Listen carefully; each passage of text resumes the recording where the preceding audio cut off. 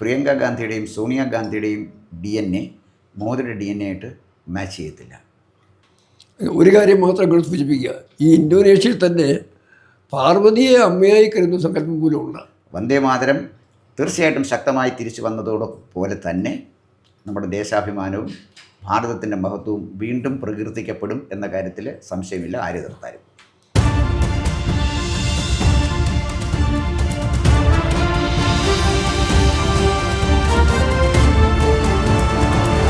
Sir, വന്ദേ മാതരത്തിൻ്റെ 150ാമത് വാർഷികം ആഘോഷിക്കുകയാണ്. ഒരിക്കൽ കൂടി ബങ്കിം ചന്ദ്ര ചാറ്റർജിയും അതുപോലെ തന്നെ വന്ദേ മാതരവും ഇന്ത്യൻ സ്വാതന്ത്ര്യ സമരവും ഒക്കെ ഒന്നിനു പുറകെ ഒന്നായിട്ട് കടന്നു വന്നുകൊണ്ടിരിക്കുകയാണ്. അപ്പോൾ ഈ വന്ദേ മാതരം 150ാം വാർഷികം ആഘോഷിക്കുമ്പോൾ അതിനോട് നമ്മുടെ പ്രതിപക്ഷ കക്ഷികൾ സ്വീകരിച്ച സമീപനം എത്ര ഗൗരവതരമായി നമ്മുടെ പാർലമെൻറ്റിലെ ചർച്ച നടന്നു. ഇത് 150ാം വർഷം ആഘോഷിക്കുമ്പോൾ നമ്മുടെ ദേശീയോദ്ഗ്രഥനത്തിന് എന്ത് സംഭാവനയാണ് അല്ലെങ്കിൽ എന്ത് ഗുണമാണ് ഈ ചർച്ചകൾ കൊണ്ട് ഉണ്ടാകുന്നത്? അപ്പോൾ അതിനെക്കുറിച്ചുള്ള അങ്ങയുടെ ഒരു നിരീക്ഷണമാണ് ജനഭൂമി പ്രേക്ഷകർക്ക് വേണ്ടി എനിക്ക് ചോദിക്കാനുള്ളത്. വന്ദേ മാതരം ബാക്കിയൊക്കെ അവിടെ നിൽക്കട്ടെ. എന്തായിരുന്നു ഈ വന്ദേ മാതരം നമുക്കൊന്ന് ആലോചിക്കാം. വന്ദേ മാതരം എന്താണെന്ന് ചോദിക്കുമ്പോൾ എനിക്ക് ആദ്യം പറയാനുള്ള ഉത്തരം മേൽപ്പത്തൂര് നാരായണീയം എഴുതി നാരായണീയത്തിലെ കേശാദിപാത വർണ്ണനയാണ്. നാരായണ തത്വത്തെ നാരായണീയമായി അദ്ദേഹം ഭഗവാന് മുമ്പിൽ സമർപ്പിച്ച ശേഷവും ഭഗവാന് തൃപ്തിയായില്ല, രോഗപരിഹാരം ഉണ്ടായതുമില്ല. ഭഗവാന്റെ നിർദ്ദേശമായിരുന്നു ഒരു കേശാദിപാത വർണ്ണന, എന്നെ ഒന്ന് വർണ്ണിച്ച് എന്ന് നിർദ്ദേശം കൊടുത്തത് എന്നാണല്ലോ, അങ്ങേക്കറിയാമല്ലോ. അവിടെയാണ് കേശാദിപാദം ഗുരുവായൂരപ്പനിലൂടെ കണ്ട ആ നാരായണ സങ്കല്പത്തെ കേശാദിപാദം വർണ്ണന ചെയ്ത് മേൽപ്പത്തൂര് വരാൻ പോകുന്ന ഭക്തസമൂഹത്തിന് നാരായണനെ ഉൾക്കൊള്ളാൻ കഴിയുന്ന തരത്തിലേക്ക് അവതരിപ്പിച്ച് നൽകിയത്. ആ കാവ്യ സംഭാവനയുടെ മറ്റൊരു രൂപവും ഭാവവുമാണ് വന്ദേ മാതരത്തിൽ നമ്മൾ കാണേണ്ടത്. ഭാരതമാതാവിനെ പൂർണ്ണ രൂപത്തിൽ പ്രകൃതിയുടെ വൈവിധ്യം കൊണ്ട് എല്ലാ തരത്തിലുള്ള വൈവിധ്യങ്ങളുടെയും ഐശ്വര്യത്തിൻ്റെയും സമ്പന്നതയുടെയും എല്ലാം പ്രതീകമായ ഭാരതമാതാവിൻ്റെ രൂപത്തെ മനസ്സിൽ ഉൾക്കൊണ്ടുകൊണ്ട് ഇതാണ് ഭാരതമാതാവ് എന്ന് പറഞ്ഞ് പാരതന്ത്ര്യത്തിൽ കടന്നൊരു കാലത്ത് ഭാരത മക്കൾക്ക് ആ അമ്മയുടെ രൂപം അവതരിപ്പിച്ചു കൊടുക്കുകയാണ് ബങ്കിം ചന്ദ്ര ചട്ടോപാധ്യായ ചെയ്തത്. അങ്ങനെ പറയുമ്പം അതിൻ്റെ മുന്നിൽ വേറൊരു കാര്യം കൂടിയുണ്ട്. കാലം ആണ് ഇത് ചെയ്യിച്ചത്, നിയതിയാണ് ഇത് ചെയ്യിച്ചത് എന്നതിൻ്റെ വിശ്വാസം. കാരണം അതിനുശേഷം 1875 ബങ്കിം ചന്ദ്ര ചട്ടോപാധ്യായ ഈ കാവ്യശില്പം നമുക്ക് തരുന്നത്. ചന്ദ്ര ചാറ്റർജി ചട്ടോപാധ്യായ ചാറ്റർജി ഇംഗ്ലീഷുകാരുണ്ടാക്കിയ പേരാണ്. അത് ഞാൻ ചട്ടോപാധ്യായ തന്നെ എടുത്തു പറയുന്നത്.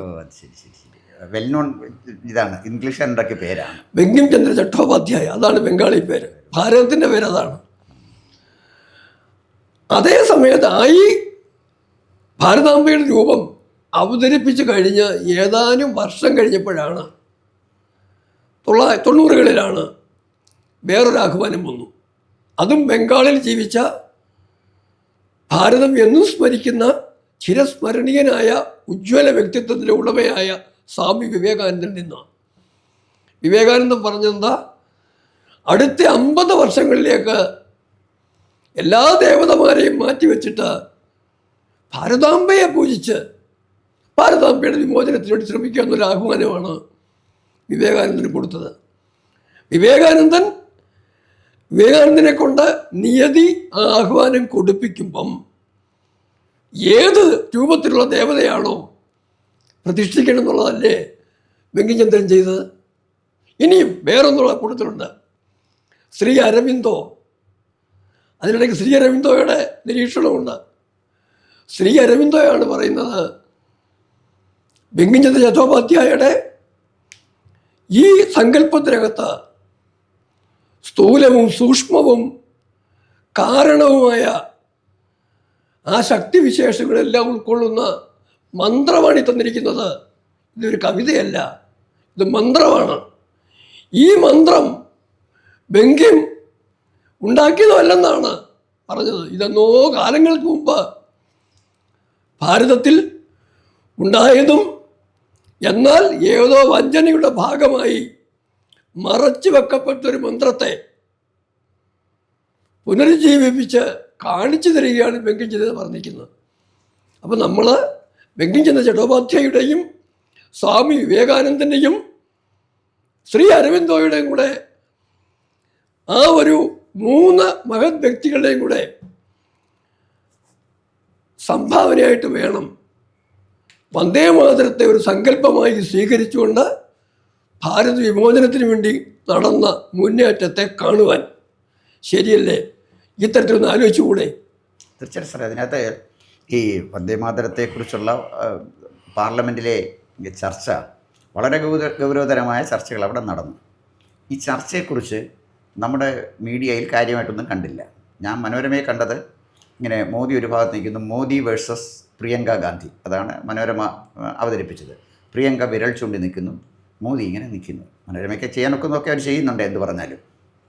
ഇത് വായിച്ചാൽ നമ്മൾ ചോദിക്കും, പ്രിയങ്ക ഗാന്ധി പറഞ്ഞത് പിന്നെ സുഭാഷ് ചന്ദ്രബോസിന് എഴുതിയ കത്തിനെക്കുറിച്ചാണ്. ആ കത്തിൻ്റെ ആഴത്തിലേക്ക് പോയാൽ കോൺഗ്രസ് പിന്നെയും പ്രതിക്കൂട്ടിലെത്തും. നെഹ്റു സുഭാഷ് ചന്ദ്രബോസിന് എഴുതിയ കത്തിനെക്കുറിച്ചാണ് പറയുന്നത്. അത് വന്നാൽ കൂടുതൽ കുഴപ്പത്തിലേക്ക് പോകും. അപ്പോൾ ഇത് ഗൗരവതരമായ ഒരു ചർച്ച വന്നില്ല. ഈ ചർച്ചയെക്കുറിച്ച് ഞാൻ പല റിപ്പോർട്ടുകൾ കണ്ടെങ്കിലും പിന്നെ പി ഗുരു എന്ന് പറയുന്നൊരു ഓൺലൈൻ ചാനൽ, ഇംഗ്ലീഷ് ചാനലാണ്. അതിൽ കുമാർ ചെല്ലപ്പൻ്റെ, ഒരു ഷനിക്ക് പരിചയം കാണും, അദ്ദേഹം നേരത്തെ ഏഷ്യാനെറ്റിലായിരുന്നു. അപ്പോൾ അദ്ദേഹം വളരെ സീനിയർ ഒരു ജേർണലിസ്റ്റാണ്. ഒരിക്കൽ അദ്ദേഹത്തിനെ വിളിക്കുകയും പരിചയപ്പെടുകയും ചെയ്തു. വളരെ സൗമ്യനാണ്, 30 വയസ്സ് കഴിഞ്ഞെന്ന് തോന്നുന്നു. ഇപ്പോൾ പെരുമ്പാവൂരാണ് താമസിക്കുന്നത്. അദ്ദേഹം ഈ വന്ദേമാതരം ത്തെക്കുറിച്ച് വളരെ മനോഹരമായൊരു റിപ്പോർട്ട് ഈ പി ഗുരുവിൽ എഴുതിയിരുന്നു. അപ്പം ഞാൻ സത്യത്തിന് ആലോചിച്ചു, ആ ലെവലിൽ എഴുതാനോ ചിന്തിക്കാനോ കഴിയുന്ന ഒരു പത്രക്കാരൻ മരുന്നിന് പോലും നമ്മുടെ രാജ്യത്തില്ലല്ലോ. മരുന്നിന് അതാണ് ഒരു ഗതികേടാണ്. സാറൊന്ന് ആലോചിച്ച് നോക്കിക്കോട്ടെ, എന്തൊരു ഗതികേടാണ്. അങ്ങനെ പറഞ്ഞു തുടങ്ങിയപ്പോൾ ഒരു കാര്യം പറഞ്ഞു. മോദിക്ക് മറുപക്ഷത്ത് നിന്ന് പ്രിയങ്ക സംസാരിക്കുന്ന വന്ദേമാതരത്തെക്കുറിച്ച് അവിടെ ഒരു കാര്യമുണ്ട്. മോദിജിയോ ഭാരത സർക്കാരോ പറഞ്ഞത് വന്ദേമാതരത്തിൻ്റെ 150-ാം വർഷം ആചരിക്കുക എന്നുള്ളത് മാത്രമാണ്. പ്രിയങ്ക ചോദിച്ച ചോദ്യമുണ്ട്, ഇവിടെ ഇപ്പോഴും സംവാദത്തിൻ്റെ ആവശ്യം എന്താണെന്ന്. സംവാദം വേണമെന്ന് ആരും പറഞ്ഞിട്ടില്ല. ഗാന്ധി ജയന്തി ആഘോഷിക്കുമ്പോൾ സംവാദത്തിലല്ലല്ലോ. അരവിന്ദിൻ്റെ ജയന്തിയോ നെഹ്റുവിൻ്റെ ജയന്തിയോ ആഘോഷിക്കുമ്പോൾ സംവാദമല്ലല്ലോ. അവരെ സ്മരിക്കും. അതുപോലെ വന്ദേമാതരത്തെ സ്മരിച്ചു. ആ കൂടെ സാറ് പറഞ്ഞൊരു വിഷയമുണ്ട്, സുഭാഷ് ചന്ദ്രബോസിൻ്റെ. ആ കാര്യത്തിലേക്ക് ഞാൻ വരാം. 1882 ഇത് ആനന്ദമഠം എന്ന അദ്ദേഹത്തിൻ്റെ നോവലിലേക്ക് ബങ്കിം ചന്ദ്ര ചട്ടോപാധ്യായ ഈ വന്ദേമാതര ഗാനത്തെ അതിൻ്റെ ഭാഗമാക്കി മാറ്റുന്നത്. 1972 എൻ്റെ ഓർമ്മ, 92 എൻ്റെ ഓർമ്മ. അവിടെ കോൺഗ്രസ് സമ്മേളനത്തിൽ, ആ കോൺഗ്രസ് സമ്മേളനത്തിൻ്റെ അധ്യക്ഷൻ ഒരു മുസ്ലിമുമാണ്. ആ പേര് എനിക്ക് തപ്പിയെടുക്കണം, പേരുണ്ട്, മുസ്ലിമുമാണ്. അവിടെ ഈ വന്ദേമാതര ഗാനം ആദ്യം സംഗീതം കൊടുത്ത് അവതരിപ്പിച്ചത് ഗുരുദേവ് രവീന്ദ്രനാഥ് ടാഗോറാണ്. അദ്ദേഹം തന്നെയാണ് പാടുകയും ചെയ്തത്. അവിടെ മുസ്ലിങ്ങളും ഉണ്ടായിരുന്നു കോൺഗ്രസ് സമ്മേളനത്തിൻ്റെ വേദിയിൽ. ആർക്കും ഒരു പരാതി ഉണ്ടായിരുന്നിട്ടില്ല. 1905 ബംഗാൾ വിഭജനത്തിന് ശേഷം ബംഗാളിലെ മുസ്ലിമും ക്രിസ്ത്യാനിയും എല്ലാം, മുസ്ലിമും ഹിന്ദുവും എല്ലാം ഒരേ സ്വരത്തിലാണ് വന്ദേമാതരം മുഴക്കിയിട്ട് അവരുടെ ആ ബ്രിട്ടീഷ് വിരുദ്ധ സമരത്തിൻ്റെ അധ്യായം തുടങ്ങിയത്. അതുപോലൊരു കാര്യം ഭാരതത്തിന് പുറത്തേക്ക് അന്ന് ജർമ്മനിയിൽ പാരീസിൽ ഒരു കോൺഫറൻസ് ഉണ്ടായിരുന്നു, സോഷ്യലിസ്റ്റ് ഇൻ്റർനാഷണലിൻ്റെ. അവിടെ ഭാരതത്തിൻ്റെ ദേശീയ പതാക ആദ്യമായി രൂപീകരിച്ച ദേശീയ പതാക മാഡം ഗാമ കൊണ്ടുവന്ന് അവിടെ പ്രസൻറ്റ് ചെയ്തു. അവിടെ ഉയർത്തിയ പതാക, ആ പതാക ഡിസൈൻ ചെയ്തത് വീര വിനായക ദാമോദർ സവർക്കറും മാഡം ഗാമയും ശ്യാംജി കൃഷ്ണമൂർത്തിയും കൂടെ ചേർന്നതാണ്, ശ്യാംജി കൃഷ്ണവർമ്മയും കൂടെ ചേർന്നതാണ്. ആ ഭാരതത്തിൻ്റെ ആദ്യത്തെ ആ അവരുടെ ഡിസൈൻ ചെയ്ത ദേശീയ പതാകയുടെ നടുക്ക് വന്ദേ മാതരം ആലേഖനം ചെയ്യപ്പെട്ടിരുന്നു. കഴിഞ്ഞില്ല, അരവിന്ദോ പത്രം സ്റ്റാർട്ട് ചെയ്തു ഈ പേരിൽ. വന്ദേ മാതരം ഒരു പത്രം സ്റ്റാർട്ട് ചെയ്തു. മാഡം ഗാമ പാരീസിൽ ഒരു പത്രം സ്റ്റാർട്ട് ചെയ്തു ഇതേ പേരിൽ. ആ തരത്തിൽ വന്ദേ മാതരം. അതുപോലെ തന്നെ ഏറ്റവും ശ്രദ്ധേയമായ ഒരു കാര്യം എനിക്കിവിടെ പറയാനുണ്ട്. ദേശീയ തലത്തിൽ നിന്ന് സാർവദേശീയ തലത്തിലേക്ക് ഭാരതീയൻ്റെ സമരവീര്യമുള്ള ഭാരതത്തിലെ ജനങ്ങളുടെ, പ്രത്യേകിച്ച് യുവജനങ്ങളുടെ അഭിമാനപൂർവ്വം പറയാനുള്ള ശബ്ദവും അതായിരുന്നു. അവിടെ വേറൊരു കാര്യം കൂടി ഉണ്ടായിട്ടുണ്ട്. എങ്കിലും അങ്ങ് പറഞ്ഞ സുഭാഷ് ചന്ദ്രബോസിൻ്റെ കാര്യം ആദ്യം ഞാൻ പറയാം.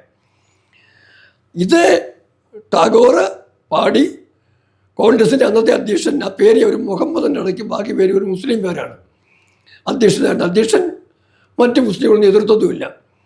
പക്ഷേ 1937 കോൺഗ്രസ് വർക്കിംഗ് സമ്മേളനം കമ്മിറ്റി കൂടിയപ്പം മുഹമ്മദ് അലി ജിന്നയെ പോലുള്ള മുസ്ലിം ലീഗുകാരുടെ എതിർപ്പിനെ പരിഗണിച്ചുകൊണ്ട് ഇത് ഒഴിവാക്കണമെന്നാണ്, വന്ദേ മാതരം ഒഴിവാക്കണമെന്നാണ് നെഹ്റു പദ്ധതിയിട്ടത്. ആ ലക്ഷ്യം വെച്ചുകൊണ്ടൊരു കമ്മിറ്റി ഉണ്ടാക്കി, Congress working committee, sir committee ഉണ്ടാക്കി. അതിനകത്ത് ആചാര്യ നരേന്ദ്രദേവ്, സുഭാഷ് ചന്ദ്രബോസ്, ജവഹർലാൽ നെഹ്റു, മൗലാന ആസാദ്, ഇത്രയും പേര് അംഗങ്ങളായിട്ടുണ്ടായിരുന്നു. അങ്ങനെ ഒരു ആലോചന ഉള്ളതിൻ്റെ മിനിറ്റ്സ് കിട്ടിയപ്പം, ഡേറ്റുകൾ ഞാൻ കൃത്യമായിട്ട് ഓർക്കും, ജൂണിൽ ആദ്യം ഒക്ടോബറിലാണ്. ഈ ഡേറ്റ് കിട്ടിയ ഉടനെ തന്നെ സുഭാഷ് ചന്ദ്രബോസ് ടാഗോറിന് എഴുതി, ഇങ്ങനെയൊരു സംഭവം നടക്കാൻ പോകുന്നു, അങ്ങോട്ട് അവിടെ എന്ന് പറഞ്ഞിട്ട്. സ്വാഭാവികമായും കൽക്കട്ട വെച്ച് സമ്മേളനമായിട്ട് നെഹ്റു അവിടെ നിന്ന് ചോദിച്ചു. ഇതാണ് അവർ തമ്മിലുള്ള ഖത്തർ പോലുള്ള ചരിത്രം. അവിടെ രവീന്ദ്രനാഥ് ടാഗോർ ആദ്യത്തെ 2 ശ്ലോകങ്ങളും മതി, മറ്റൊഴിവാക്കാനൊക്കെ പറഞ്ഞത് ഒരു വിഭാഗത്തിൻ്റെ താല്പര്യത്തെ അത് അവരുടെ ഇഷ്ടക്കുറവുണ്ടെന്ന് അറിഞ്ഞുകൊണ്ടാണ്. ഞാൻ ആ വിഷയത്തിലേക്ക് വരുന്നതിന് മുമ്പ് അപ്പോൾ അവിടെ സുഭാഷ് ചന്ദ്രബോസ് പറഞ്ഞിട്ടല്ല ഇതിൻ്റെ സുഭാഷ് ചന്ദ്രബോസ് മൊത്തം ഒഴിവാക്കണമെന്ന് നെഹ്റു ആഗ്രഹിച്ചിടത്ത് ടാഗോറിനെ ഇടപെടുകയും 2 ശ്ലോകങ്ങളെങ്കിലും കൊണ്ടുവരികയും ചെയ്തത് ഒരുപക്ഷെ സുഭാഷ് ചന്ദ്രബോസിൻ്റെ കോൺട്രിബ്യൂഷൻ എന്ന് പറയാം. തന്നെയല്ല, സുഭാഷ് ചന്ദ്രബോസ് ആസാദിൻ്റെ താൽക്കാലിക ഗവൺമെൻറ് സ്ഥാപിച്ചപ്പം അവിടെ ഒരു പ്രധാന ശ്ലോകമായിരുന്നു ഇത്. വന്ദേ മാതരം അവിടെ ആലപിച്ചിട്ടുണ്ട്. ഇനി ഞാൻ അങ്ങനെയോട് വളരെ രസകരമായൊരു പശ്ചാത്തലത്തിലൂടെ പോകാം. നമ്മുടെ സമയപരിമിതിക്കുള്ളിൽ അവിടെ വരണം. അങ്ങനെ ലോകം മൊത്തം, അമേരിക്കയിലെ ഗദർ പ്രസ്ഥാനം, ഭാരതീയരുടെ, ഇതെല്ലാം വന്ദേ മാതരത്തെ ആശ്ലേഷിച്ചു. തൂക്കേറി കയറിയവർ പോലും വന്ദേ മാതരം പറഞ്ഞുകൊണ്ടാണ് കയറിയത്. ആ കാലത്തെ ഒരു കാര്യം കൂടി എനിക്ക് എടുത്തു പറയാനുണ്ട്. അങ്ങ് ഓർക്കണം, ഡോക്ടർ കേശവ് ബലിറാം ഭെട്ട്യാവർ രാഷ്ട്രീയ സ്വയം സേവക സംഘത്തിൻ്റെ സ്ഥാപകനായിരുന്നു. അതുപോലെ അദ്ദേഹം ജനിച്ച അതേ വർഷത്തിൽ ജനിച്ച അതേ പ്രായമുള്ള വ്യക്തിയായിരുന്നു ജവഹർലാൽ നെഹ്റു. ഈ വന്ദേമാതര ഗാനം ഭാരതീയൻ്റെ ആവേശമായി മാറിയ കാലത്ത്, ആദ്യകാലത്ത് 2 പേരുടെയും ജീവിതം എങ്ങനെയായിരുന്നു അങ്ങ് കേട്ടുകൊള്ളുക. ഡോക്ടർ കേശവ് ബലിറാം ഭെട്ട്യാവർ വിദ്യാർത്ഥിയാണ്, സ്കൂൾ വിദ്യാർത്ഥിയാണ്. വലിയ കഥയിലേക്ക് ഞാൻ പോകുന്നില്ല. ഒരു പ്രത്യേക പ്രതിരോധത്തിൻ്റെ ഭാഗമായി, ദേശീയ സ്വാതന്ത്ര്യത്തിലുള്ള അഭിലാഷത്തിൻ്റെ ഭാഗമായി, അഭിവാഞ്ചയുടെ ഭാഗമായി, ഒരു പ്രതിഷേധത്തിൻ്റെ ഭാഗമായിട്ട് സ്കൂളിലെ കുട്ടികളെ കൊണ്ട് വന്ദേ മാതരം ഉദ്ഘോഷിപ്പിക്കാൻ തീരുമാനിച്ചു. സന്ദർഭം സ്കൂൾ ഇൻസ്പെക്ഷൻ നടക്കുമ്പം, ഇൻസ്പെക്ടർ വരുമ്പം ക്ലാസ്സിലെ പിള്ളേരെല്ലാവരും എഴുതിട്ട് നിന്ന് വന്ദേ മാതരം എന്നൂറൊക്കെ ഉദ്ഘോഷിക്കണം. ഇതായിരുന്നു ഡോക്ടർ കേശവ് ബലിറാം ഭെട്ട്യാവർ എന്ന് പറയുന്ന ബലിറാം അദ്ദേഹത്തിൻ്റെ ബാല്യകാലത്ത് കൂട്ടുകാരൻ നിർദ്ദേശിച്ചത്. ഇൻസ്പെക്ടറും ഹെഡ് മാസ്റ്ററുടെ ആസ് യൂഷ്വൽ ക്ലാസ്സിൽ കയറി വന്നു. എല്ലാ പിള്ളേരും എഴുന്നേറ്റിട്ട് ഇത് ഉദ്ഘോഷിപ്പിച്ചു വന്ദേ മാതരം. അടുത്ത ക്ലാസ്സിൽ ഇത് തന്നെ ഇൻസ്പെക്ഷൻ അലങ്കോലപ്പെട്ടു. ഉടനെ തന്നെ ഇൻസ്പെക്ടറും ബ്രിട്ടീഷ് സർക്കാരിൻ്റെ മറ്റധികാരികളും പറഞ്ഞു, ആരാണ് ഇതിൻ്റെ കാരണക്കാരത്ത് കണ്ടുപിടിക്കണമെന്ന്. പക്ഷേ ഇതും ആ ബലിറാം ഭെട്ട്യാവർ എന്ന് പറഞ്ഞ പയ്യൻ നേരത്തെ തന്നെ കണ്ടിരുന്നു. കൂട്ടുകാരോട് പറഞ്ഞിരുന്നു, ആര് ചോദിച്ചാലും ആരാണ് ഇതിൻ്റെ പിന്നിലെന്നുള്ള കാര്യം പറയേണ്ടതെന്ന് പറഞ്ഞു. അങ്ങനെ യഥാർത്ഥത്തിൽ ഇതിനെ പ്രചോദിപ്പിച്ച ആളിനെ കണ്ടുപിടിക്കാൻ വയ്യാത്തതിൻ്റെ പേരിൽ മുഴുവൻ പിള്ളേരെയും സ്കൂളിൽ നിന്ന് പുറത്താക്കി. പക്ഷെ പിന്നീട് സമാജത്തിലെ മുതിർന്നവരും രക്ഷത്തിൽ ഇടപെട്ട് കുറേശ്ശെ കുട്ടികൾ തിരിച്ചു വന്നു. അവസാനം 2 കുട്ടി മാത്രം തിരിച്ചു കയറിയില്ല. അങ്ങനെ വിദ്യാഭ്യാസം, സർക്കാർ സ്കൂളിലെ വിദ്യാഭ്യാസം നഷ്ടപ്പെട്ടതാണ് ബൽറാം ഭട്ദേവാറിൻ്റെ ജീവിതം, ഡോക്ടർ ജിയുടെ ജീവിതം. പിന്നീട് അദ്ദേഹം പഠിക്കുന്നത് ബാലഗംഗാധര തിലകൻ സ്ഥാപിച്ച ദേശീയ സ്കൂളിൽ, സരസ്വതി ഗ്രഹം എന്ന് വെച്ചാൽ അതിൻ്റെ പേര്, അവിടെ പഠിച്ചാണ് തുടരുകയും പിന്നീട് കൽക്കട്ടയിൽ പോയിട്ട് മെഡിക്കൽ ബിരുദം നേടുകയൊക്കെ ചെയ്ത്. അങ്ങനെയാണ്. അതുപോലെ തന്നെ അതേ സന്ദർഭത്തിലാണ് 1910 നമ്മുടെ ലണ്ടനിൽ വെച്ച് മദൻലാൽ ധിംഗ്ര ബ്രിട്ടീഷുകാരൻ്റെ കയറാൻ പോകും. തൂക്കുകയറ് മരണമാല്യം പോലെ കഴുത്തിലേക്ക് അണിയാൻ തയ്യാറായി ചെല്ലുമ്പം വിളിച്ചു പറഞ്ഞ മുദ്രാവാക്യം വന്ദേ മാതരമായിരുന്നു. വിളിച്ചു പറയുക മാത്രമല്ല, എഴുതി വെച്ചു. അമ്മയ്ക്ക് വേണ്ടി ഞാൻ എന്നെ സമർപ്പിക്കുന്നു, എനിക്ക് വീണ്ടും ജന്മം വേണം, അമ്മയ്ക്ക് വേണ്ടി വീണ്ടും ബലിദാനിയാകുന്നതിന്, അമ്മ സ്വതന്ത്രമാകുന്നത് വരെ ഈ ജന്മവും ബലിദാനവും തുടർന്നുകൊണ്ടേയിരിക്കണം, ഞാൻ യാത്ര പറയുന്നു, വന്ദേ മാതരം. ഇതാണ് അദ്ദേഹം എഴുതി വെച്ചത്. ഇതാണ് ഡോക്ടർ കേശവരാവ് ഹെഗ്ഡേവർ ഇന്ത്യക്കുള്ളിലും മദൻലാൽ ധിംഗ്ര ലണ്ടനിലും കാണിച്ചത്. ഇതേ സമയത്ത് അവിടെ വേറൊരു വിദ്യാർത്ഥി ഉണ്ടായിരുന്നു. 1905 അന്ന് നിറം കൊണ്ട ഇന്ത്യക്കാരനാണെങ്കിലും സ്വഭാവം കൊണ്ടും പെരുമാറ്റം കൊണ്ടും സംസ്കാരം കൊണ്ടും സംസാരം കൊണ്ടും വേഷ കൊണ്ടും ഭൂഷ കൊണ്ടും ഒക്കെ ഇംഗ്ലീഷുകാരനായി മാറിക്കഴിഞ്ഞിരുന്ന മെക്കാളയുടെ ശൈലിയിൽ ആയിക്കഴിഞ്ഞ മോട്ടിലാൽ നെഹ്റു തൻ്റെ മകനെ ഒരു തനി ഇംഗ്ലീഷുകാരനാക്കി വളർത്താൻ വേണ്ടി അവിടെയാണ് പഠിക്കാൻ വിട്ടത്. അവിടെ പഠിക്കാൻ വിട്ടു. നെഹ്റു അത് പാലിച്ചു. കൃത്യമായ അർത്ഥത്തിൽ ഇംഗ്ലീഷുകാരായിട്ട് തന്നെ വളർന്നു വന്നു. ഒരു സ്റ്റേജിൽ 1910 ജൂലൈ 7 ജവഹർലാൽ മോത്തിലാലിൻ്റെ കത്തയച്ചു. ആ കത്തയച്ച് പറഞ്ഞ് ഇങ്ങനെയാണ്. അന്ന് പഠിച്ചുകൊണ്ടിരുന്നത് കേംബ്രിഡ്ജിലാണ്. കേംബ്രിഡ്ജ് മൊത്തം ഇന്ത്യക്കാരെ കൊണ്ട് നിറഞ്ഞിരിക്കുന്നു, എന്നെ അതുകൊണ്ട് ഇവിടുന്ന് ഓക്സ്ഫോർഡിലോട്ട് മാറ്റണമെന്ന്. അങ്ങ് ആലോചിച്ച് നോക്കി. മൊത്തം ഭാരതീയരെ കൊണ്ട് നിറഞ്ഞിരിക്കുന്നതിൽ പുള്ളി അസ്വസ്ഥനാണ്. എന്നെ കേംബ്രിഡ്ജിലെ ഓക്സ്ഫോർഡിൽ പോകാൻ പറ്റിയിട്ടില്ല, അത് വേറെ കാര്യം. എങ്കിലും വന്ദേ മാതരത്തിൻ്റെ ആഹ്വാനത്തിൽ ഡോക്ടർ കേശവരാവ് ഹെഗ്ഡേവറും മദൻലാൽ ധിംഗ്രയും അതുപോലെ അനവധി പേര് അവരുടെ ജീവൻ സമർപ്പിച്ചപ്പം ജവഹർലാൽ നെഹ്റു ചെയ്തത് അന്ന് ഇംഗ്ലീഷുകാരനാകാൻ പഠിക്കുകയും തയ്യാറെടുക്കുകയും പിന്നെ 1937 വന്നപ്പം ആദ്യം കിട്ടിയ അവസ്ഥയിൽ കോൺഗ്രസ് പ്രസിഡന്റ് പദവിയിൽ എത്തിയ ഉടനെ തന്നെ വന്ദേ മാതരത്തെ മുറിച്ച് കളയുക ചെയ്തത്. ഇനി എനിക്ക് ഒരു കാര്യം കൂടി ചോദിച്ചാൽ നമുക്ക് സമയം ഒരു നിർത്താം. അതിനെക്കുറിച്ച് ആർക്കെങ്കിലും എന്താ ഒരു പ്രതിഷേധത്തിന് അർഹതയില്ലല്ലോ. വന്ദേ മാതരത്തിൽ ഭാരതമാതാവിനെ ദുർഗയായും ലക്ഷ്മിയായും സരസ്വതിയായും ഒക്കെ ഉപമിക്കുന്നതിനെയാണ് ഇവർ പരാതി പറയുന്നത്. അത് വിഗ്രഹാരാധനയുടെ ഭാഗമാണ് പോലും. അങ്ങനെ പറയുമ്പോൾ എനിക്കൊരു മറു ചോദ്യമുണ്ട്. ഇന്നും ഭാരതത്തിലെയും കേരളത്തിലെയും പല പള്ളികളിൽ നിന്നും പലപ്പോഴും ഒരു സംഗതി ഉണ്ടല്ലോ, അള്ളാഹു അല്ലാതെ വേറൊരു ദൈവമില്ല, പൂജയ്ക്ക് അർഹതയുള്ളതല്ല, അവിടെ അദ്ദേഹത്തിന് മാത്രമേ ഉള്ളൂ എന്ന് പറഞ്ഞ് വിളിച്ചു പറയുന്നുണ്ടല്ലോ. അത് ഞങ്ങൾ വിളിക്കുന്ന ദൈവമല്ലാതെ വേറൊരു ദൈവവും ഇല്ല എന്ന് ഒരു പരിധിവരെ പറഞ്ഞു കഴിഞ്ഞാൽ മറ്റ് മതങ്ങളെ നിഷേധിക്കുന്നതിൻ്റെ ഭാഷയിൽ സംസാരിക്കുന്ന കാഹളമുണ്ടല്ലോ, മൈക്ക് വെച്ച് വിളിച്ചു പറയുന്നത്, അത് അന്നും ഉണ്ടായിരുന്നു, ഇന്നും ഉണ്ട്. അതാവാം, മറ്റത് പാടില്ല പോലും. ഭാരതമാതാവെ അമ്മയായി സ്വീകരിക്കണമെന്ന് പറയുമ്പം സമയകരുണ്യം വിപുലമായി പോകുന്നില്ല. അമ്മയായി രാജ്യത്തെ കാണുന്ന ഇസ്ലാമിക രാജ്യങ്ങൾ പോലും ലോകത്തിലുണ്ട്. അവിടെയൊന്നും എതിർപ്പില്ല. ഇവിടെ പിന്നെ എന്തിനാണെന്ന് മനസ്സിലാവുന്നില്ല. അവസാനത്തെ ഒരു ചോദ്യം, ബാക്കി അങ്ങേക്ക് പറയാം. ശരി, 1937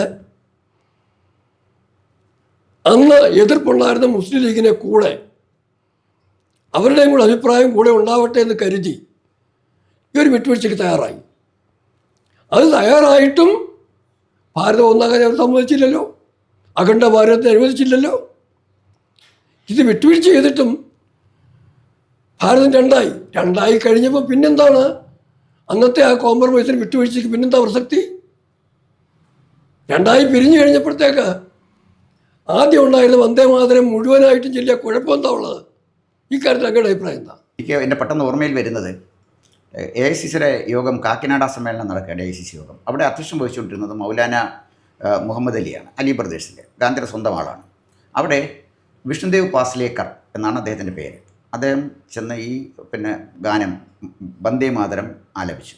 വന്ദേമാതരം ആലപിച്ചപ്പോഴേ പെട്ടെന്ന് മൗലാന മുഹമ്മദ് അലി എന്ന് പറഞ്ഞു, ഇവിടെ വന്ദേമാതരം പാടാൻ പറ്റത്തില്ല, അത് മുസ്ലിങ്ങളുടെ മതവികാരത്തെ വ്രണപ്പെടുത്തുന്നതാണ് എന്ന് പറഞ്ഞ് വിഭജനത്തിന് മുമ്പുള്ള കാര്യം സാറിന് പറയുന്നത് 1923 1923 അപ്പോൾ എന്തായാലും പറഞ്ഞു കാക്കിനാട സമ്മേളനം. അപ്പോൾ ഈ വിഷ്ണുദേവ് പാസ്ലേക്കർ പറഞ്ഞു, ധീരമായിട്ട് തന്നെ മറുപടി പറഞ്ഞു, ഇത് ഒരു മതസമ്മേളനം നടക്കുകയല്ല, ഇതൊരു പാർട്ടിയുടെ സമ്മേളനമാണ് നടക്കുന്നത്. ഒന്ന്. രണ്ടാമത്തെ കാര്യം, ഞാൻ എൻ്റെ രാജ്യത്തിനെയാണ് സ്തുതിച്ചത്. എൻ്റെ രാജ്യത്തെ സ്തുതിക്കുന്നത് താങ്കൾക്ക് അസഹ്യമായിട്ടുണ്ടെങ്കിൽ AICCയുടെ പ്രസിഡൻ്റായിട്ട് താങ്കൾക്ക് ഇങ്ങനെ ഇരിക്കാൻ പറ്റുന്നത്, ഈ പാർട്ടി പ്രസിഡൻ്റായിട്ട് എങ്ങനെ താങ്കൾക്ക് ഇരിക്കാൻ പറ്റുന്നത്? മൗലാന മുഹമ്മദ് അലി ചൂളി അവിടെ ഇരിക്കുകയായിരുന്നു. വിഷ്ണുദേവ് പാസ്ലേക്കർ ആ പാട്ട് പാടുമ്പോൾ മദൻ മോഹൻ മാളവിയും മഹാത്മാഗാന്ധിയും ഈ വേദിയിലുണ്ടായിരുന്നു. അപ്പോൾ ഞാൻ സാറിന് പറഞ്ഞു വന്നത് അങ്ങനെ ഒരു ചരിത്രവും ഇവിടെ ഈ വന്ദേമാതരത്തിന് ഉണ്ട്. പിന്നെ കോൺഗ്രസ് എതിർക്കുന്ന എന്താണ് എന്ന് സാറ് ചോദിക്കുമ്പോൾ മനോരമയും നമ്മുടെ ദൃശ്യ പത്രമാധ്യമങ്ങളൊക്കെ എത്രയൊക്കെ ആഘോഷിച്ചാലും ശരി, കോൺഗ്രസിൻ്റെ ലീഡർഷിപ്പിനെ ഒന്ന് സാർ നോക്കണം. കഴിഞ്ഞ നമ്മുടെ റിപ്പബ്ലിക് ദിനത്തിൽ ഇവിടെ വന്നത് ഇന്തോനേഷ്യൻ പ്രസിഡൻ്റാണ്. ഇന്തോനേഷ്യയിലാണ് ഏറ്റവും അധികം മുസ്ലിങ്ങളുള്ളത്. ഇന്തോനേഷ്യൻ പ്രസിഡൻ്റിൻ്റെ പേര് പ്രാബോ സുബിയാന്തു എന്നാണ്. അദ്ദേഹം നേരത്തെ ഇന്തോനേഷ്യയിലെ തന്നെ ആർമി ജനറലായിരുന്നു. അദ്ദേഹം ഇവിടെ വന്ന് പ്രസംഗിച്ചപ്പോൾ അദ്ദേഹം മോദിയോട് പറഞ്ഞത്, പരസ്യമായിട്ട് പറഞ്ഞ കാര്യം, പത്രങ്ങൾ റിപ്പോർട്ട് ചെയ്ത കാര്യമാണ്, എൻ്റെയും നിങ്ങളുടെയും DNA ഒന്നാണ്. കാരണം ഇന്തോനേഷ്യയിൽ ഇപ്പോഴും സരസ്വതി ആരാധിക്കുന്നുണ്ട്, ഗണപതിയെ ആരാധിക്കുന്നുണ്ട്, ഗരുഡ എന്നാണ് അവരുടെ വിമാനത്തിൻ്റെ പേര്. ഇന്ത്യൻ കൾച്ചർ ഇപ്പോഴും അവർ വിട്ടിട്ടില്ല. അതേസമയം മുസ്ലിം വിശ്വാസത്തിൽ അവർ ഉറച്ചു നിൽക്കുകയും ചെയ്തു. അങ്ങനെ നിൽക്കുന്ന ഇന്തോനേഷ്യയിലെ പ്രസിഡന്റ് പ്രാബോ സുബിയാന്തോ പറഞ്ഞു, എൻ്റെ നിങ്ങളുടെയും DNA ഒന്നാണ്. അത് ശരിയാണ്. പക്ഷേ രാഹുൽ ഗാന്ധിയുടെയും പ്രിയങ്ക ഗാന്ധിയുടെയും സോണിയാഗാന്ധിയുടെയും DNA മോദിയുടെ DNA ആയിട്ട് മാച്ച് ചെയ്യത്തില്ല. അതാണ് അതിൻ്റെ കാരണം. അവരുടെ DNA ഞാൻ മുമ്പ് സൂചിപ്പിച്ച പോലെ അന്റോണിയോ മൊയ്നോയുടെ DNA ഉള്ളതുകൊണ്ട് അവർക്ക് ഈ കാര്യത്തിൽ ബുദ്ധിമുട്ട് വരും. പക്ഷേ അവർക്ക് യോജിക്കാൻ പറ്റത്തില്ലെങ്കിൽ നമ്മുടെ രാജ്യത്ത് നിൽക്കുന്ന ശക്തമായ ദേശാഭിമാനത്തിൻ്റെ ഒരു സ്ട്രീമിൽ ഇവർക്ക് പിടിച്ചു നിൽക്കാൻ പറ്റില്ല. ഇത് പുറന്തള്ളപ്പെട്ടു പോകും. വന്ദേമാതരം തീർച്ചയായിട്ടും ശക്തമായി തിരിച്ചു വന്നതോടൊപ്പം തന്നെ നമ്മുടെ ദേശാഭിമാനവും ഭാരതത്തിൻ്റെ മഹത്വവും വീണ്ടും പ്രകീർത്തിക്കപ്പെടും എന്ന കാര്യത്തിൽ സംശയമില്ല ആര് എതിർത്താലും. ഒരു കാര്യം മാത്രം കൂടെ സൂചിപ്പിക്കുക, ഈ ഇന്തോനേഷ്യയിൽ തന്നെ പാർവതിയെ അമ്മയായി കരുതുന്ന സങ്കല്പം പോലും ഉണ്ട്. അങ്ങനെ പല രാജ്യങ്ങളിലുമുണ്ട്. സമയക്കുറവുകളുണ്ട്, കടക്കുന്നില്ല. എന്നാലും അങ്ങയുടെ വിലപ്പെട്ട സമയം ഈ വന്ദേമാതരത്തെക്കുറിച്ച് വളരെ വിശദമായി പറഞ്ഞു. വളരെ സന്തോഷമുണ്ട്. നന്ദി. കൂടുതൽ വാർത്തകളും വിശേഷങ്ങളും നേരിട്ട് ലഭിക്കാൻ ജനങ്ങളിൽ നിന്ന് ജനങ്ങളിലേക്ക് ജനഭൂമി ന്യൂസ് സബ്സ്ക്രൈബ് ചെയ്യൂ. ബെൽ ബട്ടൺ അമർത്താനും മറക്കരുത്.